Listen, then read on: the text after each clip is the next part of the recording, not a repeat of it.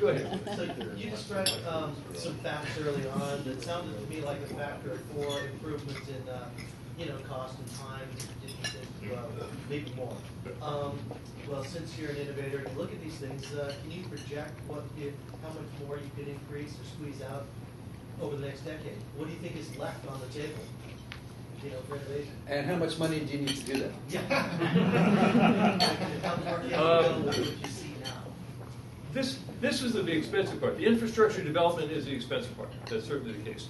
We'll get to the dollar number in a minute. How much more potential is there? You don't need a whole lot more in infrastructure development past this point to get much more on the other end. So it's understanding the nuances of what raw materials can we use. There's what's called a least cost formula that's available that I've got. It says, okay, wheat straw is what Duncan wants to use, but what if the wheat straw prices go bad? Well, you use corn cobs. You can use sugar beet process, bagasse they call it, this kind of stuff. There was a problem 10 years ago. I'm eating up a lot of your time here. You offer it. It's okay. About 10 years ago, there was a problem where suddenly production on the West Coast just fell down. And everybody goes, what? Well, in Southern California and in the Northwest, it fell down. Central California did okay. What the heck happened? How is this? What's different about this? We're using wheat, we're doing this, and this, and this. Turns out, in Japan, there's a large market for wheat straw. And wheat straw is shipped from Southern California, Long Beach, and Seattle. Shipped to Japan. It's used for building materials, used for insulation, used for a lot of purposes. Japan has very high agricultural standards. Any molds, any bruises, anything, they kick the product right out. If you've ever seen a stack of wheat, you stack one on top of the other, you pull one over, and sometimes it's got a black film, a mold growing on it. Oh, the Japanese didn't like that. They said, no, you got to do something. So the agriculturalists did some research and said, we can make a mold-resistant straw for you. So it won't get the mold when it gets to Japan. Ooh, oh, yeah, you got it right there. Mold-resistant straw, bad when you're growing mold later on. So the other customers that were growing mold, trying to grow mold on this wheat straw in the Northwest or in Southern California, their production. So little things like that. How do you talk with your wheat producers and say, gee, UC Davis, is there anything you guys can do with your wheat that's going to end up with a higher concentration of linoleic acid, which is one of the things that we're going to want to feed the bacteria? Can we talk, is there a symbiosis that we can come up with that's going to benefit the wheat industry, which those guys are trying to get this market in Japan, and not hurt the mushroom industry? So yeah, there's a lot of stuff like that. Paul, can I help you with this? Let me fire you a question. You've designed a new farm. Yes. You want to build a new farm. Yes. And you've done some numbers, Gary, for that new farm. In that new farm, you've also projected another performance improvement. What is the rough percentage in that performance improvement in the next farm? Performance improvement. Yeah. The income improvement. Okay. Square footage production. Input output. Currently in California, if you go to the USDA numbers, production is about 4 3/4 pounds per square foot. Our current budget for our farm in Calusa is 5.95 pounds per square foot.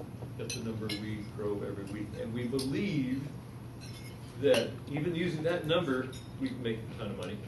But 8 pounds, 8.5 pounds per square foot is really where we've been able to grow when we've done some tweaking, and we can see that that's something you can actually achieve and maintain on a regular basis. Wow. Yeah, that's huge. Wow, that's Yeah, impressive. a square foot is not much different than the size of a piece of paper. Imagine in 3 weeks, even picking 6 pounds of mushrooms per square foot. So that means in the first week you're picking 3 pounds of mushrooms, the second week 2 pounds of mushrooms, the third week 1 pound of mushrooms. So Paul We're tells me going to need more that time. I'm going to get up in a minute. Paul tells me you have 50 of these buildings. We have 48 rooms like this, and there are 5,200 square feet of growing space currently in each room. So it's 31,000 square feet of growing space. And that's growing space at any one time. We're picking 3 weeks at a time, so that's 18 rooms in harvest at any one time. So this gain from the 4.35 pounds to the 6 pounds to the 8.5 is multiplied by 30,000. Yeah. Yeah. So that's a big number. Oh, go ahead. He's already Can I asked just me a do one question. follow-up to Leslie's question? Go ahead.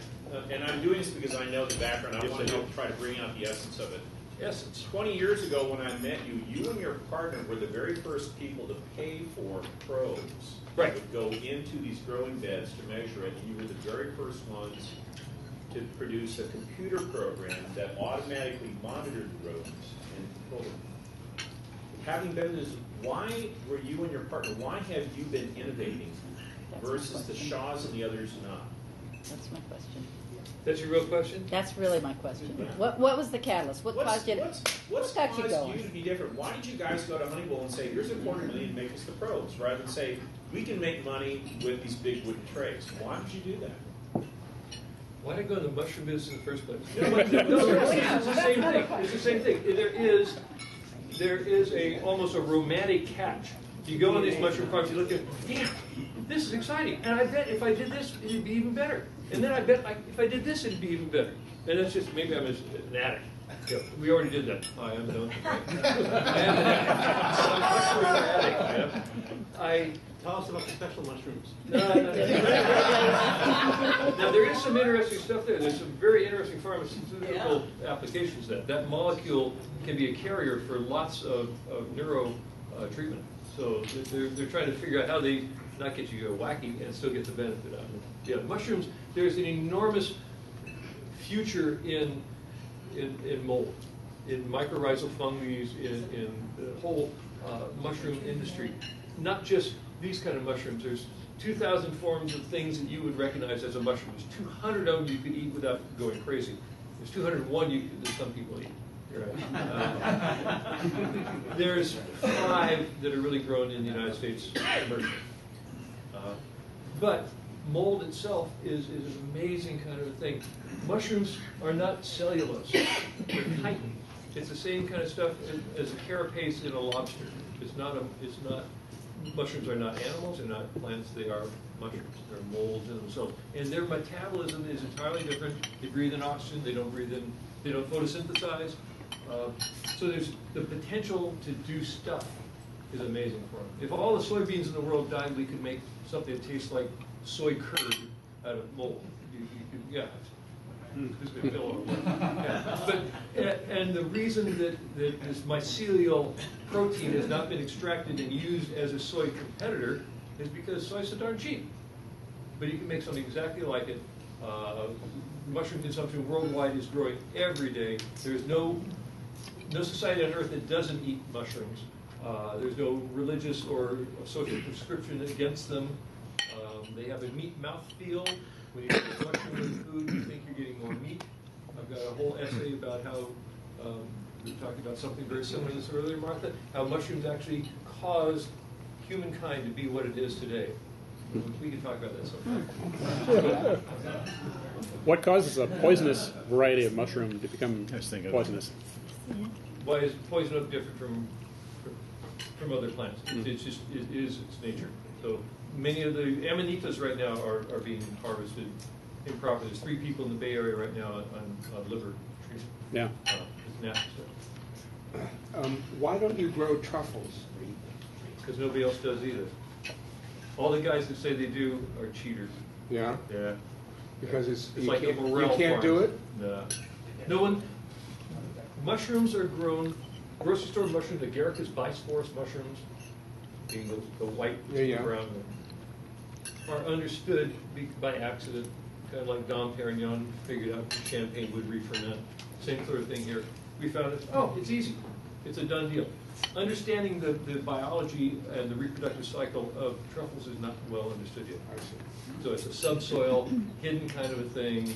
Nobody really knows.